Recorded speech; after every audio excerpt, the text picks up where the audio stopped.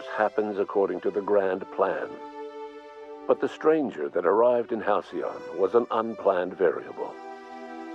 From the moment he landed in Emerald Vale, his actions altered the course of history. The events on Tartarus brought about the end of the board's authority. But the board's mistakes would haunt the colony for decades to come. The damage they left behind would require the work of a generation to repair. Dr. Phineas Wells began reviving a handful of the Hope's colonists. Engineers, scientists, technicians, and intellectuals. They were among the brightest minds the Earth had ever sent out into the stars. The Hope scientists and engineers woke up in a colony descending headlong into total collapse. With no way to return to Earth, they had no choice but to band together and devote themselves to the cause of saving Halcyon. The people of Halcyon were nothing if not hardy. In the absence of the board's authority, many of the colony's settlements banded together with a single purpose in mind: survival. Life was especially hard in the years to come. Some towns dissolved by attrition and starvation, but most of them found a way to carry on. In the years to come, Halcyon was forced to reckon with its newfound freedom. The board was gone, and for better or worse, the colony was responsible for its own destiny. Between MSI's worker-centric policies and the iconoclast's manpower, Sanjar and Zora were able to rally many of the Terra 2 townships to their cause. MSI's workforce swelled, and the iconoclasts enjoyed a significant surge in their ranks. The board was too distracted by infighting and internal politics to stop MSI from becoming a powerful corporation and a refuge for townships that might have fallen through the cracks. Consumed by paranoia, Lilia Hagen took Sublight Salvage in a controversial direction, openly accusing board officials of an extraterrestrial conspiracy. One day, an accident at the Groundbreaker's docking bay silenced her forever. Time would tell if her replacement could keep the Sublight family together. Over the years, the ruins of Edgewater caused irreversible environmental damage to the landscape of Emerald Vale, owing largely to the presence of toxic compounds in the town's building materials. As for Edgewater's former workers, their remains provided a source of nourishment for the region's fauna, leading to an explosion in the sprat population. The collapse of Edgewater left its workers bereft of any purpose in life. Most of them made their way to Adelaide McDevitt's camp, hoping to ingratiate themselves into her favor. Adelaide accepted only a few to her community. The rest were turned away and likely died of starvation. Nevertheless, Adelaide's camp grew into a well-established town. Adelaide McDevitt refused to cooperate with the ongoing effort to save Halcyon from collapse.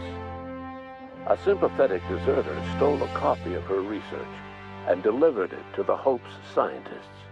It is unclear how useful Adelaide's research was.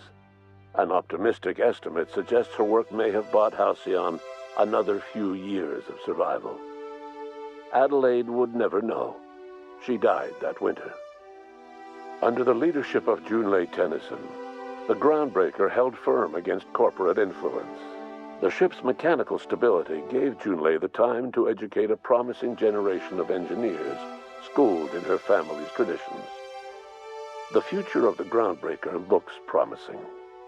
The rediscovery of the Hope and the abandonment of the lifetime employment program forced Byzantium to come to terms with some uncomfortable realities about the state of Halcyon. While Byzantines were reluctant to surrender the luxuries they'd grown accustomed to, the board's diminished authority gave them little choice in the matter. Nearly everyone had to learn to make do with less. Some even had to get jobs. It was a dark time indeed. Even the Gorgon asteroid, though a distant enigma to most of Halcyon, felt the aftershocks of your actions. The destroyed Adrenatime synthesizer became a symbol of the board's cruelty, and a rallying point for Wells and his scientists as they sought to build a more humane, ethical halcyon. They cleared the dead from Gorgon's laboratories and repurposed them to aid in the crucial work of solving the colony's nutrition crisis. Gorgon, which had once sown death and destruction across Halcyon, became a source of hope and renewal. The Gorgon Project's final explosive end was bittersweet for Olivia Ambrose. She wandered the colony's fringes alone, searching for others like her who despised the board and meant to destroy them. In time, she found Phineas Wells and his cadre of scientists, and she joined them in their efforts to save Halcyon. For a while, she even knew an uneasy peace. But for all that, Olivia found purpose in Wells' project. She was always haunted by the memory of her daughter, Minnie, who hadn't lived to see the better world they were building. She never did forgive herself for the horror her work had wrought on Halcyon, but she remembered fondly the daring captain who'd put an end to it at last. In spite of everything, the Gorgon asteroid remained a sobering reminder of the potential for progress and disaster in humanity's most ambitious efforts. The Rizzo's company in Halcyon dissolved after the collapse of the board. Needless to say, the launch of Spectrum Brown was indefinitely delayed. A stockpile of Spectrum Brown remains buried deep beneath the ruins of the old distillery, abandoned to time and attrition. With the dissolution of the board, Ruth Bellamy found herself without the two constants in her life, Byzantine culture and her sister Belinda. In the face of this new reality, she struggled to find a direction for her life. The colony had moved on from Halcyon Helen and would require new heroes in the years to come. And so Ruth Bellamy decided it was time to exit stage left. She quietly disappeared from public view. The dissolution of the board did not mean the dissolution of the ambitions of Cedric Kincannon, the charismatic leader of Sublight Underground. Cedric offered Slug's transportation services to the newly thawed colonists and set to work ferrying resources and food wherever they were most needed. For better or worse, Slug headgear became fashionable in the following years. Due to the board's dissolution, many of the Prophet's old customers no longer found quite the same value in productivity seminars that they once had. With her business drying up, the Prophet chose to take her followers down a new path.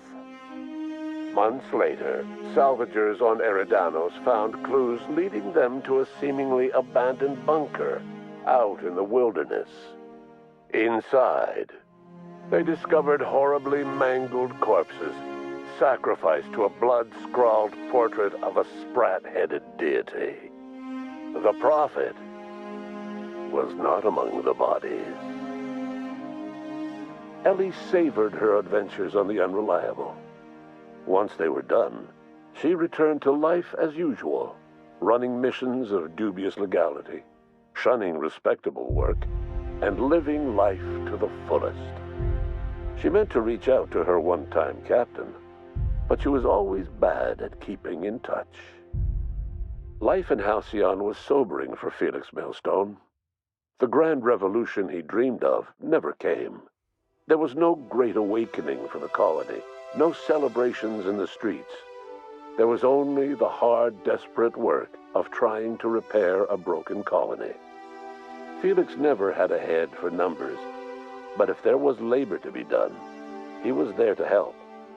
Eventually, Felix realized that the work of a revolution was done with two hands. As much as he enjoyed his adventures aboard the Unreliable, the vicar, known as Max, eventually decided that it was time to move on, to live out the life he had sought so long to create. He knew there were many in the colony who carried burdens much worse than the ones he had struggled with. and he devoted himself to easing their suffering wherever he could. He only ever took up arms again to defend the defenseless. Unshackled from a lifetime of striving and fighting the universe and himself, Vicar Maximilian de Soto was finally at peace. Though Parvati eventually grew comfortable aboard the Unreliable, she never quite came out of her shell. She seemed to prefer the company of Ada to the crew, and she could often be found neck-deep in cables and grease, telling Ada funny stories from her childhood. While the colony fell into chaos, she found an island of relative peace with Ada, and they formed an unusual bond. She decided to remain aboard the Unreliable permanently as its chief and sole engineer. Nyoka returned to Monarch to take another crack at making a permanent life for herself. She formed the Charon Group, a mercenary outfit of ragtag survivalists and wilderness experts. Anyone in need of a guide or just looking to throw back a beer and swap stories could find her camping on the trail or clearing an infestation. The SAM unit that accompanied you spread awareness of the product line's superior sanitation and maintenance capabilities across what was left of the colony. This led to a boost in SAM unit sales. Did you know that SAM units are the longest-lasting, toughest-acting cleaning solution in Halcyon? Minister Clark was released from house arrest, and his contact with you gave him a sense of renewed purpose and vigor.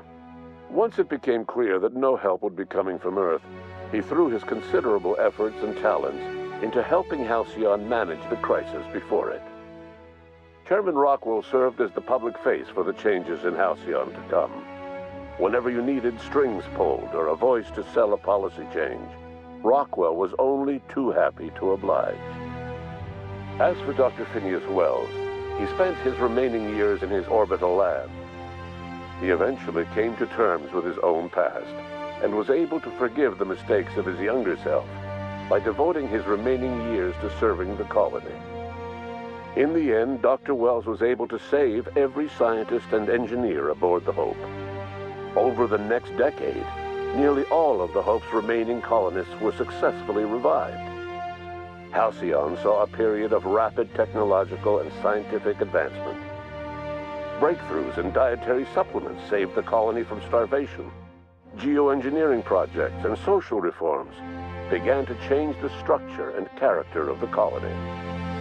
Dr. Wells laid the groundwork for the project to save the colony, but he would never live to see the fruits of his labor. He passed away a few years later.